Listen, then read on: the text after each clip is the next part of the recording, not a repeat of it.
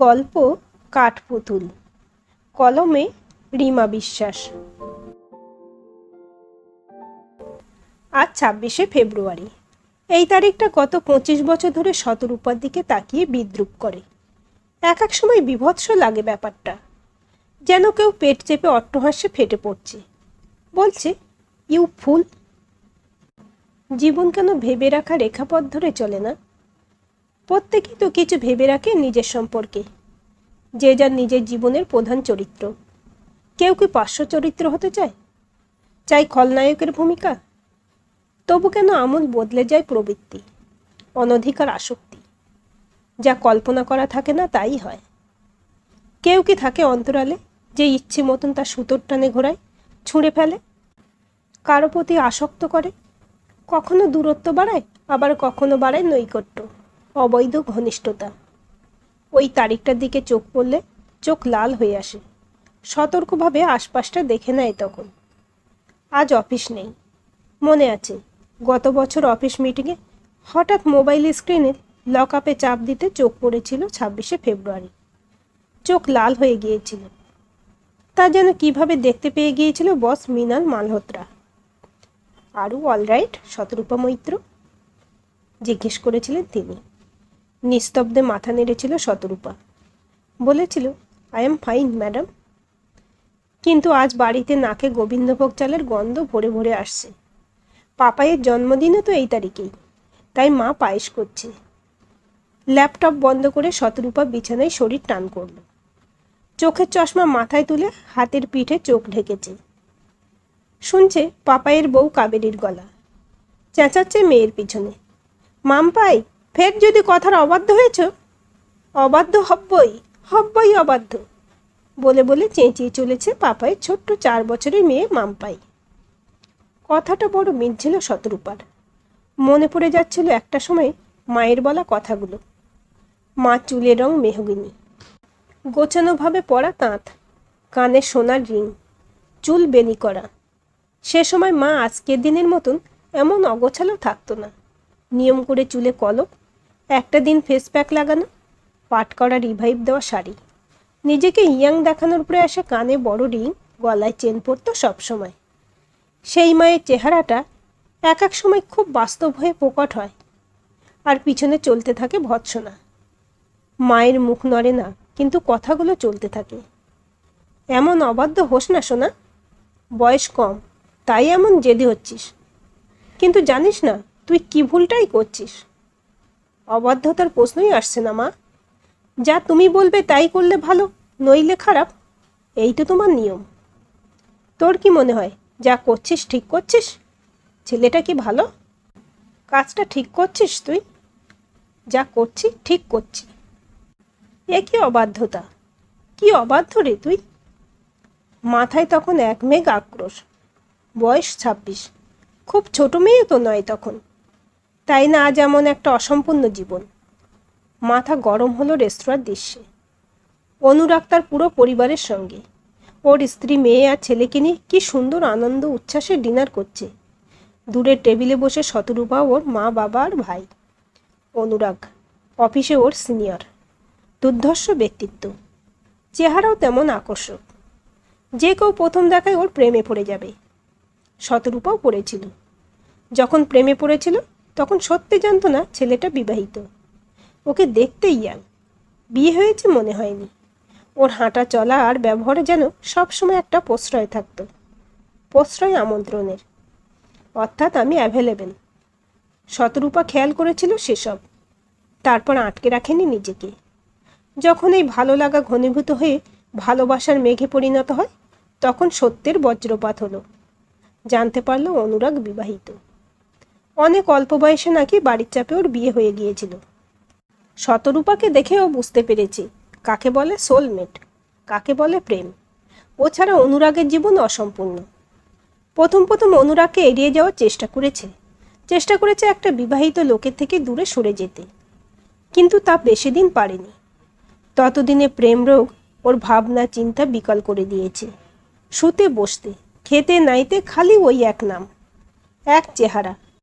প্রতি মুহূর্তে মাথায় ঘোরে ওর সঙ্গে কাটানো মুহূর্তগুলো। এভাবে তো শতরূপা প্রায় পাগল হতে বসেছিল। ঘুম থেকে উঠে ভালো লাগা রেশ, কাজে কর্মের মাঝে স্বতঃস্ফূর্ততা সব দলা পাকিয়ে যাচ্ছিল। বারবার মনে পড়ত ওর বলা 3টে শব্দ, ইউ আর ডিফারেন্ট। কতটা আলাদা শতরূপা, এতটাই আলাদা যে প্রেমিক বিবাহিত জেনেও তাকে গ্রহণ করবে। তাই করল। শুধু মাঝে মধ্যে প্রশ্ন করেছে, আমাদের ভবিষ্যৎ কি? অনুরাগ বলেছে, তুমি সময়ের উপর ছেড়ে দাও না, সময় আমাদের মিলিয়ে দেবে। কিন্তু সে মিলন কি সীমাবদ্ধ থাকবে কেবল দুজনের শরীর বিনিময়ে? সম্পর্ক কি তবে? হোটেলে গিয়ে নিশিযাপন, একসঙ্গে ট্যুর প্ল্যান? তাই শরীর জ্বলে যাচ্ছিল যখন দেখেছিল অনুরাগ ওর হাতে ওর ছেলেকে স্যুপ খাওয়াচ্ছে। মেয়ে বাপের কাঁধে হাত রেখে ছোট্ট ঠোঁট নাড়িয়ে ফিসফাস করছে, আর তাদের মা তার স্থির শরীর টাইট সালোয়ারে আটকে পরম তৃপ্তিতে স্বামী সন্তানকে দেখছে। অনুরাগ তখন জানে না ওখানেই ছিল শতরূপা। ও তখন একজন সুখী মানুষ, যার একটা সম্পূর্ণ পরিবার আছে। অথচ এই কিনা বলেছিল ওকে বাড়ি যেতে হয় তাই যায়। স্ত্রীর সঙ্গে থাকা একটা নিয়ম মাত্র। ও জীবন নয়, ওর জীবন শুধু শতরূপায় সীমাবদ্ধ। কিন্তু এখানে শতরূপা কোথায়? ও তো ওদের গণ্ডির বাইরে। তাই যখন ঠিক 1 সপ্তাহ পর ওদের কোম্পানির অ্যাওয়ার্ড ফাংশন ছিল, সেদিন যেন হুট করেই করে ফেলল হঠকারিতা। কোম্পানির ছোট বড় কর্মী কর্মকর্তা সবাই উপস্থিত। অডিটোরিয়াম হলে বিশেষ অতিথিদের সঙ্গে নিমন্ত্রিত কর্মীদের বাড়ির লোক। মালিক কিছু বক্তব্য রাখবার পর একে একে কোম্পানির উন্নতি, ইতিহাস, প্রতিযোগিতা নিয়ে বলে গেলেন প্রেসিডেন্ট, ভাইস প্রেসিডেন্ট, সিইও। তারপর ঘোষিকা শুরু করলো পুরস্কার প্রাপকদের নাম। সেদিন ছিল 26শে ফেব্রুয়ারি, কোম্পানির স্থাপনের দিন। ঘোষিকা কোম্পানির অ্যাসিস্ট্যান্ট অ্যাকাউন্ট্যান্ট অর্চনা মল্লিক। এই অর্চনা বহুবার সচেতন করেছিল শতরূপাকে। বলেছিল, জীবন নিয়ে খেলিস না শতরূপা, একটা বিবাহিত লোক কি করে তোকে কমিটমেন্ট দেবে? বিয়েওয়ালা লোকের সঙ্গে প্রেম? তোর ভয় ডর নেই? ও বলেছিল, জব পেয়ার কিয়া তো ডর না কেয়া। ওগুলো গানের লিরিক হিসেবে ভালো, বাস্তব জীবনে নয়। Try to be mature. তোর নিজের একটা ফ্যামিলি আছে, মা আছে, বাবা, ভাই, ওরা মেনে নেবে। কিন্তু সেদিন শতরূপা নিজে যে মেনে নিতে পারছিল না অনুরাগের বউ সায়নীর উপস্থিতি। কালোর উপর সোনালির জড়ি জমকালো শাড়ি, ঠোঁটে লিপস্টিক, চোখে কাজল, আর সেই চোখ নিবদ্ধ স্টেজে দাঁড়িয়ে থাকা ট্রফি হাতে অনুরাগের দিকে।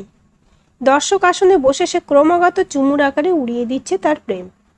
অনুরাগ তার স্পিচে বলছে, আমার এই অনিয়ম করে বাড়ি ফেরা, পরিবারকে সময় না দেওয়া, এসব মেনে নিয়ে যে আমায় দিনের পর দিন বরদাস্ত করে, আজ তাকেই এই অ্যাওয়ার্ড ডেডিকেট করলাম। পাশ থেকে কেউ যেন তখন বলল, ওদের তো সেই কলেজ থেকে প্রেম। চোখ কান মাথা তখন ঝাঁঝা করে জ্বলছে। চুম্বন, স্পর্শ, দুজনের মিশে যাওয়া ঠোঁট, উরু, বাহু, পিষে যাওয়া শরীর। এরপর নাম ঘোষণা হলো, next best employee of the year is goes to Shatarupa Maitra. অডিটোরিয়ামে হাততালি। শতরূপা আত্মবিশ্বাসে ট্রফি নিল বিশেষ অতিথি কবি ইন্দ্রজিৎ দত্তের কাছ থেকে। হাতে মাইক্রোফোন নিয়ে বলল, I am dedicating this award to my love mister Anurag Sinha. প্রত্যেকটা ট্যুরে আমায় সঙ্গ না দিলে, আমাকে এতটা ভালো না বাসলে, এতটা ইন্টিমেট না হলে আমি নিজেকে এমন কমপ্লিট মনে করতে পারতাম না। Love you Anurag, love you lot mister marketing manager. Auditorium নিস্তব্ধ। হাতে ট্রফি নিয়ে সেই নিস্তব্ধতা চিরে জুতোর হিলের শব্দ তুলে শতরূপা বেরিয়ে আসছে অন্ধকার থেকে আলোতে। আলো, অনেক আলো, চারপাশ সাদাটে ধোঁয়া। শতরূপা শুধু দেখতে পাচ্ছিল ওর ব্ল্যাক স্যান্ডেল, হাই হিল, সাদা ধোঁয়াটে ফ্লোর। কোথায় যাচ্ছে ও? কেন? কোন পথে? কেন? জীবন কি একটা জটিল অঙ্ক? কে দেয় এই অঙ্ক কষতে? কে নিয়ন্ত্রণ করে এসব অনিয়ন্ত্রিত অনুভূতি? টিনেজার শতরূপা, সদ্য যৌবনপ্রাপ্ত, শত স্বপ্ন দেখা শতরূপা কি কখনো ভেবেছিল একজন বিবাহিত লোক হবে ওর ড্রিম ম্যান? সেই হবে ওর জীবনের লক্ষ্য? বুকে হঠাৎ কেউ যেন আছড়ে পড়ল। ধরপড় করে উঠল শতরূপা। মাম্পাই এসে পড়েছে বুকের উপর। মা বকছে পিপু, বলছে দেখো কেমন মারু মারু করে। আমি রাইম না পড়ে মোবাইল দেখছিলাম তাই। হাসে শতরূপা। ভাইজিকে কোলে নিয়ে বলে, তুমি কেন মোবাইল দেখো শোনা? ও কি দেখার জিনিস? দেখো দেখি কেমন সুন্দর ছবি আঁকা বই এনেছি তোমার জন্য। বই বের করতে মাম্পাই লম্প ঝম্প করে নেমে যায় খাট থেকে। বই অফিস ব্যাগে ছিল। অফিস ফেরত কাল কিনেছিল লোকাল বুক স্টোর থেকে। ছোটদের ছড়া, নিজেরই পড়তে ভালো লাগে। এক এক সময় মনে হয় পাপাই কাবেরী ঠিকভাবে মেয়ে মানুষ করতে পারছে না। এভাবে বাচ্চা মানুষ হয় না। মাম্পাই 4 বছর বয়স, অথচ এখনও কালার করতে পারে না, লাল বললে সবুজ রং দেখায়। মা একটা বাটি হাতে ঘরে ঢুকল। নির্ঘাত পাপাইয়ের জন্য করা পায়েস। মাকে দেখছিল শতরূপা। সাদা কালো চুল, বলিরেখা ভরা মুখ, শাড়ি পরা সেই পরিপাটি ভাব নেই।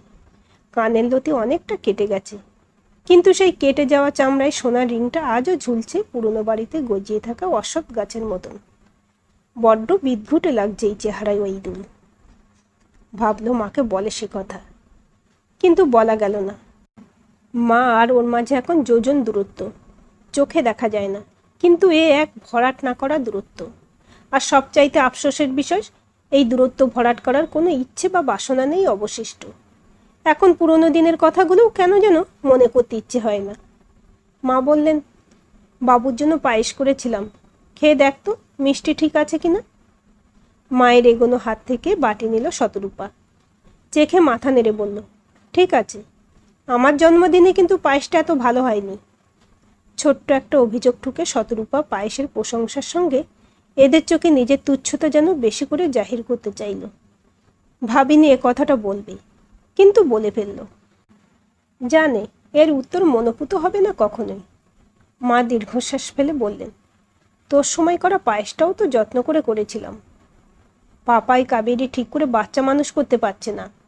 আমার মেয়ে হলে আমি এভাবে হাতে মোবাইল ধরিয়ে 4টে অর্ডিনারি বাচ্চার মতন ওকে ভোলাতে চাইতাম না। বাচ্চাদের হ্যান্ডেল করার আলাদা টেকনিক আছে। মুখে চামচ পুড়ল শতরূপা। মা হাসলেন। নিজের মেয়েকে যেমন ইচ্ছে মানুষ করতিস, কিন্তু নিজের আর হতে দিলি কি? নিজে হাতে বিষ ঘুরলে আর অমৃত পাবি কোত্থেকে? মাথা জ্বলে উঠল। বলল, আমাকে বোঝার চেষ্টা তো করো না কখনো। খালি অভিযোগ আর অভিযোগ। কেন, আমার কি কোনো কষ্ট নেই ভাবছ? কি পেয়েছি আমি? একটা সংসার। ঠোঁট থির করে কাঁপছে শতরূপার। কথা বলা যাচ্ছে না। বুক থেকে কি যেন একটা গলার কাছে এসে ঠেলা মারছে। মা চেয়েছিল একদৃষ্টে। বলল, আর আমাদের সংসার? তোর বাপ তোর জন্য চিন্তায় চিন্তায় শেষ হয়ে গেল। তাতে তোর কিছু যায় এসেছে? আজকের এই আমি কি ছিলাম? কে বারণ করেছে তোমায় কলপ করে কচি সাজতে? শত চর মারার জন্য হাত তুলল মা। শতরূপায় এ কথা তো বলতে চায়নি 75-এর মাকে। কেন বলল? চোখ ঝাপসা হয়ে যখন অন্তরের কঠিন তরল হয়ে পড়বে, তখন কাবেরী বলল, আজকের দিনে এমন সিন ক্রিয়েট করলে দিদি। আজ 26শে ফেব্রুয়ারি, তোমার অত ছোট ভাইটার জন্মদিন। আর এভাবে তুমি। সবাই শতরূপাকে কেন দুষবে? সামান্য একটা কথা তো বলেছিল, একটা মস্করার ছলের উক্তি, তার জন্য এত? চোখের জলটা শুকিয়ে গেল। কাঁধে অফিস ব্যাগ চাপিয়ে বেরিয়ে এলো বাইরে। অনেকটা রাস্তা ওলট পালট হাঁটার পর বড় তেষ্টা পেল। একটা কোকের বোতল নিয়ে বসলো রোড সাইড রেস্তোরাঁতে। চর পড়েনি, তবু গাল জ্বালা করছে। এরকম জ্বলেছিল বহুদিন আগে। 1 মার্চ, অনুরাগ আসছে না অফিসে। 26শে ফেব্রুয়ারি শেষ দেখা। ফোন ধরে না। কি করবে শতরূপা? বুকের ভেতরটা বৃষ্টির আগে আনচান করা গরম হয়ে রয়েছে। কয়েক পশলা কথায় কাটতে পারে এ গুমোট। বাইরে কড়াক কড়াক বাজ পড়ছে। আকাশময় কালো মেঘ, বৃষ্টি নেই।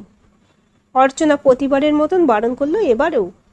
বলল, যাস না ওর বাড়ি, শুধু শুধু ইনসাল্ট হবি। কিন্তু ওকে ছেড়ে দেবই বা কেন? যতটা ওর ওয়াইফের ওর ওপর রাইট আছে, ততটা আমারও আছে। He slept with me. So what? তুই ওর বউ নোস, সব জেনে করেছিস। সায়নী ওর লিগালি ওয়েডেড ওয়াইফ। ওদের বাচ্চা আছে। সায়নী আছে বলে শতরূপা বরবাদ হবে কেন?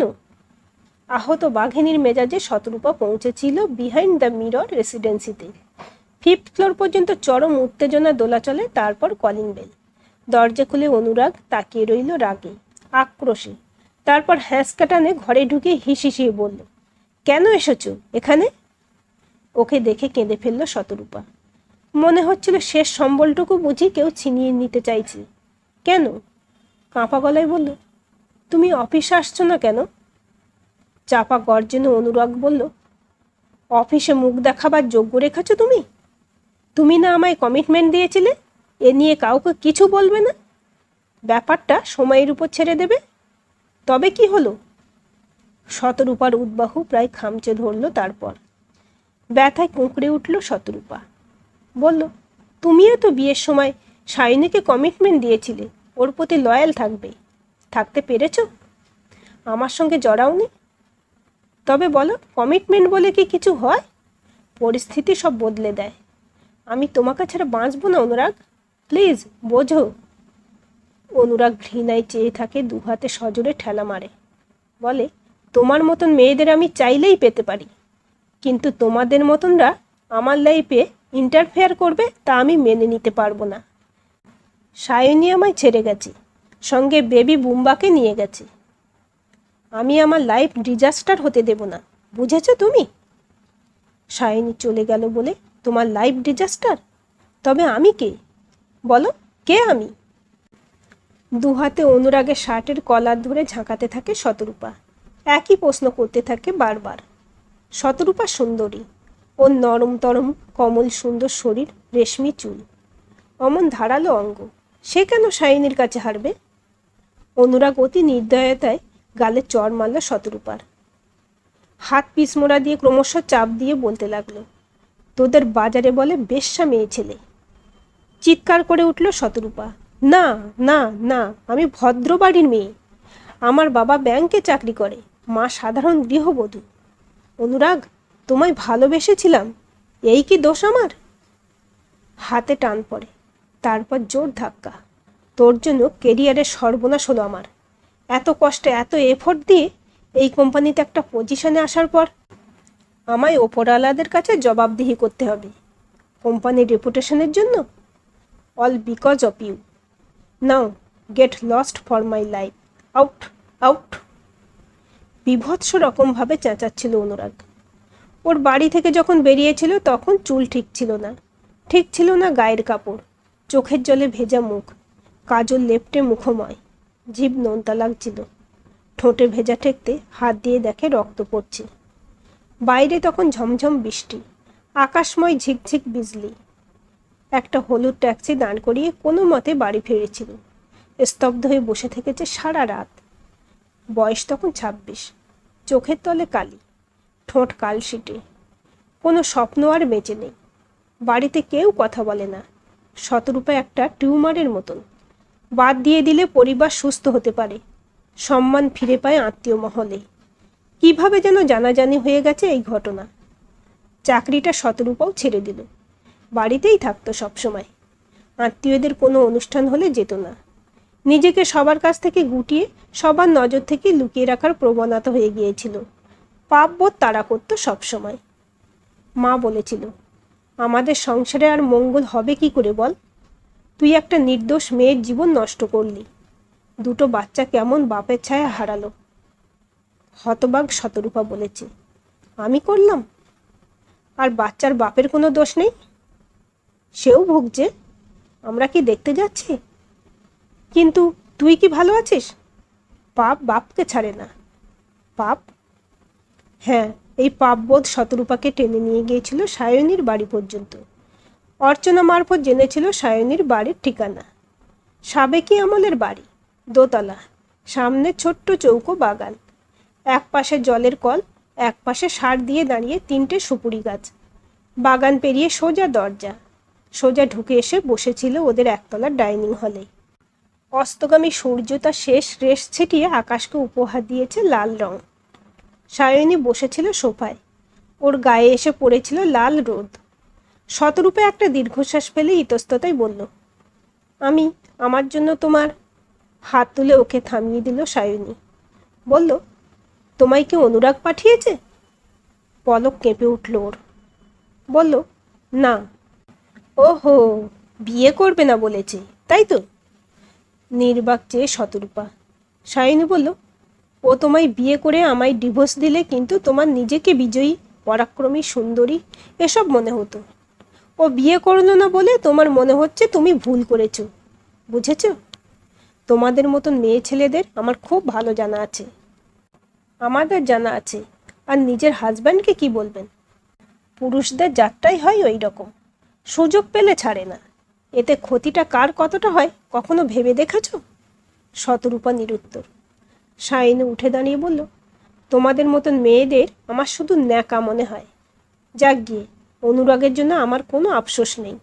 একজন বিশ্বাসঘাতককে ভালোবাসি এটা ভাবতে ঘেন্না করে। শাইনি ওর সোফা ছেড়ে উঠে গেলে শতরূপা বেরিয়ে এলো ধীরে।